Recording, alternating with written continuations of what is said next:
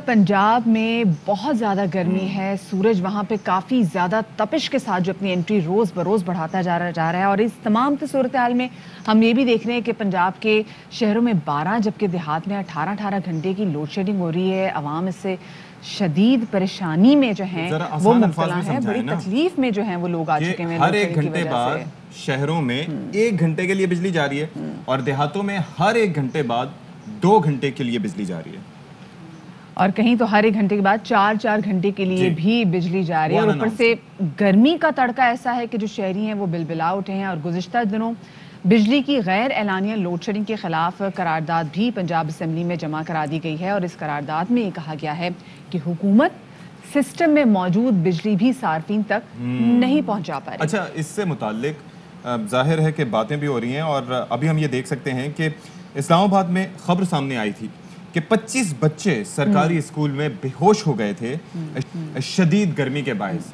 गर्मी होती है लेकिन उसकी इस दफ़ा हमने कहा कि इस दफ़ा उसका जो असर है कुछ ज़्यादा है।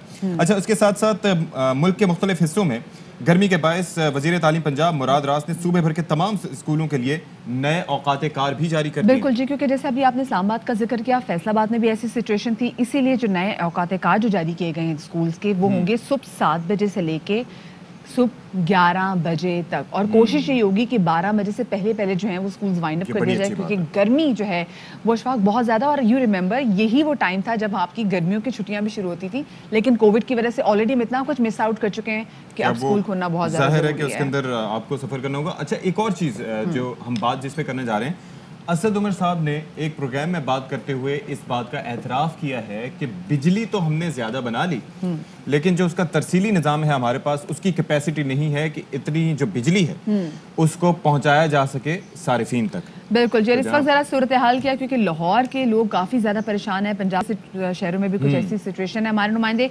मज़हर इकबाल हमारे साथ मौजूद है, उनसे जाने की क्या सिचुएशन है।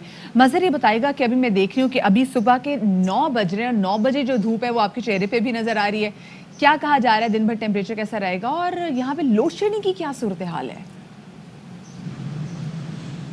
जी देखें, आज तो कुछ मौसम की शिद्दत कम हुई है। गुज़श्ता रात यहाँ लाहौर में कुछ हवा चली है जिससे जो गर्मी की शिद्दत कम हुई है। उसके बाद कुछ लोड शेडिंग का दौरानिया भी कम हुआ है। 3-4 रोज़ कबल जब मुल्क में बिजली का बहरान शिद्दत इख्तियार कर गया था और 8000 मेगावाट तक जो मजमूई शॉर्ट फॉल है वो पहुँच गया, उसके बायस देहात छोटे शहरों में बड़े शहरों में 6 से 8 और छोटे शहरों और देहात में 10 से 12 घंटे बिजली की लोड शेडिंग मामूल बन गई थी। और आज से जो 8-10 साल पहले पीपल्स पार्टी के दौर में लोड शेडिंग होती थी वही सिलसिला शुरू हो गया। तो ये अचानक जो शुरू हुई है जिससे लोग बेहाल हुए हैं। लाहौर की ये सूरत हाल का अगर मैं जिक्र करूं तो 2-3 रोज़ कबल यहाँ अचानक जो ग्रिड स्टेशन है उनको बंद करना पड़ा, जिसके बायस मुख्तलिफ इलाकों में कई घंटे बिजली बंद रही। अगर ग्रिड स्टेशन को फौरी तौर पर बंद ना किया जाता तो उससे बहुत ज़्यादा माली भी नुकसान होता, फिर और भी उसको सिस्टम को जो है वो कोलैप्स करने का अंदेशा था। इसकी जो वजूहात बयान की गई हैं, जो हमारे पावर सेक्टर के ज़राए हैं, उनका ये कहना है कि जो तरबेला डैम है उसमें सिल्ट आई है, जिसके बायस जो बिजली की पैदावार है उस मुतअद्दिद यूनिट उससे बंद हुए हैं।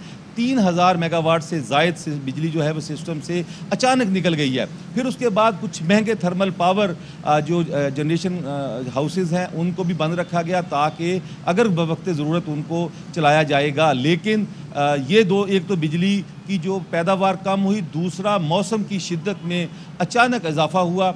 गर्मी जो है वो बहुत ज़्यादा पड़ी लाहौर समेत पंजाब और मुल्क भर में, जिससे जो तलब है वो 24,000 मेगावाट तक चली गई। और जबकि बिजली की जो रसद थी, पैदावार थी, वो 16,000 मेगावाट थी। तो इससे 8,000 मेगावाट का जो शॉर्ट फॉल है वो लाजमी बात है, लोड शेडिंग उसको कह लें, लोड मैनेजमेंट कह लें, जैसे भी उसको पूरा करना पड़ा। तो बाज़ जगह तो 18 घंटे भी बिजली नहीं आई क्योंकि सिस्टम को बचाने के लिए ग्रिड स्टेशन को जो है वो बंद करना पड़ा। तो अब जो तरबेला डैम है उससे जो उसके पैदावारी यूनिट हैं वो उन्होंने कुछ पैदावार शुरू कर दी है, तो उससे कुछ बिजली का बहरान अब कम होना शुरू हो गया है गुज़श्ता रोज़ से। आज भी सूरत हाल बेहतर है, लेकिन ज़ाहिर है कि वो सिल्ट निकालना तो मुश्किल होगा मज़हर इकबाल।